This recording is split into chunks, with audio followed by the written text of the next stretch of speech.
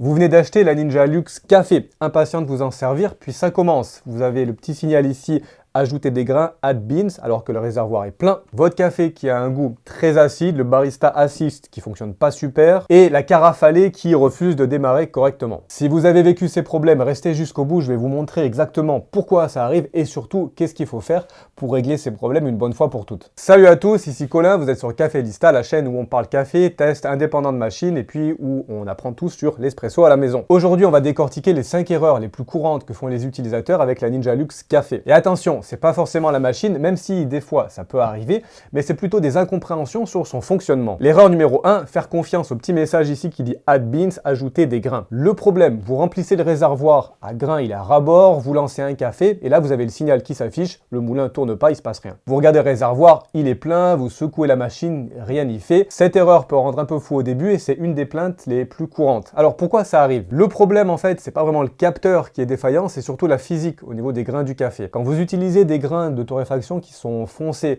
qui sont très noirs, qui peuvent être huileux, brillants, qu'est-ce qui va se passer? Les huiles vont se déposer, vont se concentrer, au lieu de glisser vers le bas du réservoir pour arriver au moulin, les grains vont former en fait une espèce de pont, une sorte d'arche, comme du sable mouillé un peu, qui va bloquer justement l'arrivée des grains. Le moulin va tourner dans le vide, et dans ce cas-là, il n'y a aucune résistance, c'est pour ça que vous avez ce message en général qui se produit. La bonne nouvelle ici, c'est qu'en général, c'est pas le capteur qui est cassé. La solution, première chose, éviter des grains qui sont très huileux, très noirs. Ici, comme je le recommande en général, privilégiez quand même une torréfaction avec des grains de torréfaction moyenne qui sont mat, pas brillantes. Ça peut faire une bonne différence et puis aussi dans la tasse. Deuxième chose, si vous avez des grains donc très huileux, ok, petite astuce, ouvrez le réservoir et puis avec votre doigt, avec une baguette, on va chercher à aller justement casser ces résidus d'huile et de mouture de café à l'intérieur qui se sont formés. Vous devrez le sentir, ça se débloque d'un coup. Troisième chose, et là aussi c'est crucial, nettoyez régulièrement le conduit du moulin avec un aspirateur, avec une soufflette.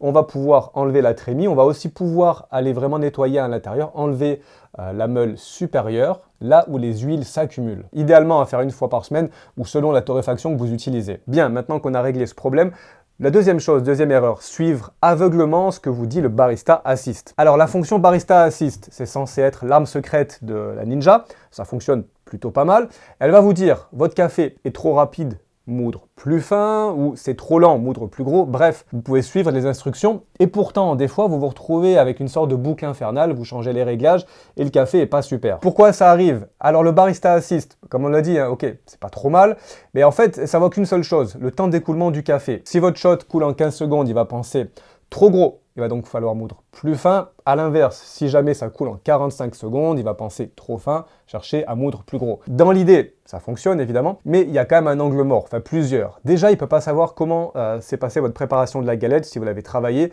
le tassage là aussi. Imaginez, vous tassez mal, de côté, la galette est mal préparée, on a un canal, on va avoir du channeling, ça peut s'écouler un peu plus vite. Bref, vous allez avoir une indication ici de moudre plus fin alors que c'est pas forcément le problème. Et puis en fait, surtout, le Barista Assist, ok, donne une indication, mais rien ne va remplacer le fait de tester et de goûter. C'est pour ça qu'avec cette machine, des fois, c'est un peu trompeur. On a l'impression qu'elle va vraiment tout faire à notre place, mais sans avoir quelques bases d'extraction de l'espresso, le rendu ne sera pas forcément super. Donc, une fois que vous avez trouvé le réglage qui fonctionne, généralement entre 8 et 14 pour le moulin, bien sûr, selon la torréfaction, selon vos types de grains, il n'y a pas de réglage en fait unique. Ici, je vous dirais après, prenez les recommandations de la machine à la légère. Je vous conseillerais d'acheter une balance pour pouvoir peser votre café dans le porte-filtre et aussi pour pouvoir peser bien sûr le café qui sort après. Et vous savez, ça va vous permettre de vérifier justement si la dose est constante dans votre porte-filtre, 18 grammes par exemple, et puis si le ratio vous convient. Vous savez, si donc on a 18 grammes dans notre porte-filtre, on va chercher à avoir 36-40 grammes en tasse. Et grâce à cette balance, on va pouvoir donc vérifier, on va pouvoir ajuster. À chaque fois, c'est pas très cher et je vous assure, ça va vous permettre d'affiner quand même bien vos réglages. Et d'ailleurs, si vous voulez vraiment maîtriser votre machine à espresso, comprendre les réglages essentiels, pas seulement pour la Ninja Luxe Café, mais pour tous les autres types de machines espresso, je vous ai préparé un guide complet. Ça couvre les bases de l'extraction, c'est dans la description, c'est gratuit. Je vous conseillerais d'aller le télécharger. Bien, on revient à notre machine. On est sur la troisième erreur. Faire un café immédiatement après l'allumage. Le problème ici, c'est que le premier café du matin risque d'être être trop froid et donc mal extrait. La machine, elle utilise un thermobloc. C'est super, elle est prête quasiment instantanément, vous l'allumez. Sauf que le risque, c'est d'avoir un café qui va être très acide, qui va manquer de rondeur, qui va manquer aussi d'intensité. Peut-être vous allez vous dire, ok, le problème c'est la mouture, le problème c'est les réglages, le barista assiste. Pas forcément, ça peut être la température. Pourquoi ça arrive? Alors déjà, on peut régler la température ici sur le bouton, mais c'est pas forcément ça le problème. Pour le premier café, la Ninja, elle utilise un système de chauffe qu'on appelle thermobloc, contrairement à une vraie chaudière. Ici, ça va chauffer l'eau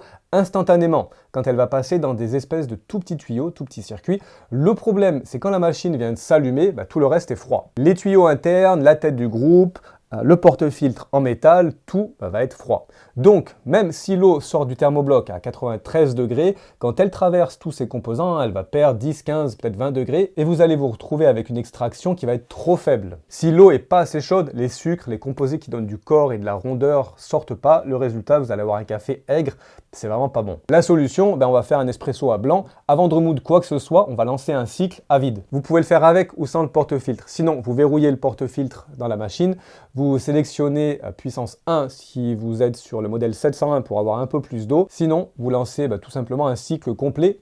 L'eau chaude va préchauffer toute la tuyauterie, la tête de groupe, le porte-filtre. Par contre, séchez bien après, on ne veut pas se retrouver avec un porte-filtre qui va être mouillé. Petit bonus, le cycle va aussi ramollir le joint en silicone de la tête de groupe qui rend en général le verrouillage du porte-filtre ici compliqué au début. Donc 2 problèmes résolus en un seul geste, facile. J'ai un petit service à vous demander, si la vidéo vous a aidé, n'hésitez pas à aller liker la vidéo, à vous abonner. C'est vraiment comme ça que ça peut aider la chaîne, ça peut m'aider à produire plus de vidéos dans ce style-là. Merci beaucoup pour votre soutien. Allez, on continue avec l'erreur numéro 4, c'est ici la carafe à lait.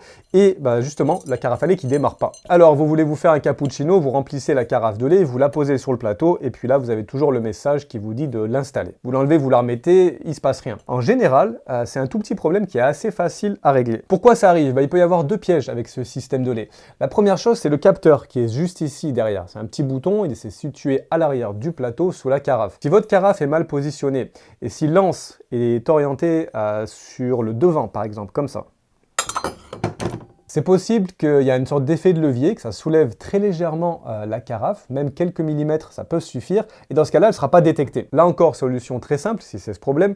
Pour le capteur, routine de placement, prenez votre carafe, puis tournez l'anse jusqu'à une position, on va dire 4 heures, qui soit sur le côté pour être sûr qu'elle appuie directement sur le capteur. Assurez-vous aussi que le fouet magnétique à l'intérieur soit bien poussé. Si jamais il n'est pas rentré complètement, ça ne démarrera pas non plus. Et maintenant, on va passer à l'erreur numéro 5, confondre l'intensité avec la force du café. Alors le problème, ici c'est un problème qu'on retrouve sur tous les modèles 701, donc pas forcément celui-là. Ici, moi je peux régler l'eau chaude, mais avec les modèles 701, quand vous voulez un café costaud pour bien vous réveiller, vous allez avoir les 3 petits boutons sur l'écran, 3 grains. Ça va vous dire café fort, l'intensité 1, 2 ou 3. Si vous partez sur 3, vous allez vous retrouver avec un shot assez concentré, peut-être pas forcément très bon. Et si vous partez sur le 1, des fois on va se retrouver avec une tasse énorme. En fait, ce qui se passe, c'est que cette notion d'intensité, ça ne contrôle pas vraiment la force du café. Ce que ça va contrôler vraiment, c'est le ratio eau et café. C'est donc le volume d'eau qui va traverser votre dose de café. À retenir ici, rapidement, si vous partez sur l'intensité 3,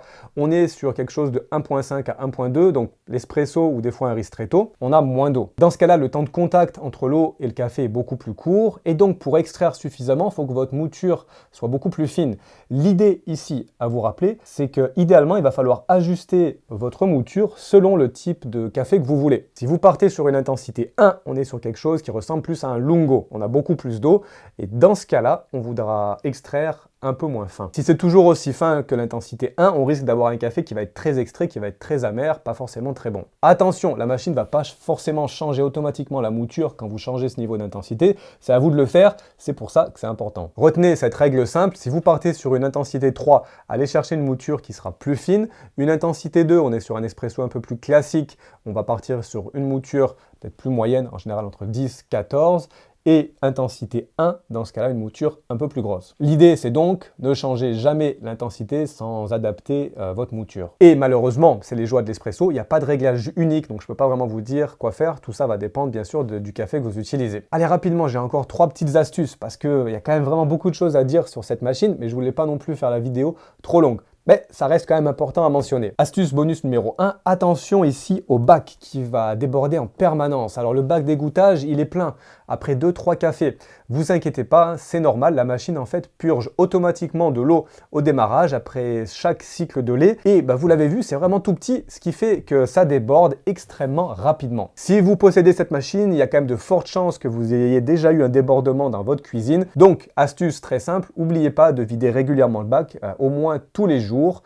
Et normalement, ça devrait ne pas se passer à nouveau. Astuce numéro 2, le panier quad, donc le 4, nécessite des réglages différents. Si vous utilisez le gros panier, vous devez moudre beaucoup plus gros. N'essayez pas d'utiliser ce panier-là avec une mouture espresso classique. Ça fonctionnera pas, ce sera pas bon. Et puis enfin, troisième petite astuce, c'est peut-être la plus importante, je voulais pas la mettre au début. Votre café fera évidemment ici toute la différence. Un café frais, fraîchement torréfié, va vraiment changer votre tasse. Évitez donc les cafés des fois de supermarché sans date de torréfaction. Idéalement, cherchez un café avec une date de torréfaction visible, un café de spécialité. Consommez-le dans les 8 à 12 semaines max. Aucun réglage de votre machine ne pourra sauver un mauvais grain. Et voilà, on a couvert les 5 erreurs, à mon avis, qui sont vraiment les plus fréquentes et les plus communes avec cette machine. Si vous corrigez ces 5 points, je vous garantis quand même que votre expérience et que votre café devrait être bien meilleur. Cette machine peut faire d'excellents cafés, mais elle demande quand même de comprendre sa logique et puis de comprendre aussi un peu la logique de l'espresso. Si d'ailleurs vous avez des questions, n'hésitez pas à aller me poser ça en commentaire. Si vous avez des astuces supplémentaires, même chose. N'oubliez pas le guide gratuit sur les réglages de l'espresso, il est juste en bas dans la description. Et puis attendez, partez pas. Si vous avez aimé cette vidéo, celle qui va apparaître ici, à mon avis, devrait vous plaire et vous intéresser, je vous recommande d'aller la regarder. Moi, je vous dis à bientôt sur Café Lista. Je vous souhaite une bonne journée, une bonne semaine. Ciao!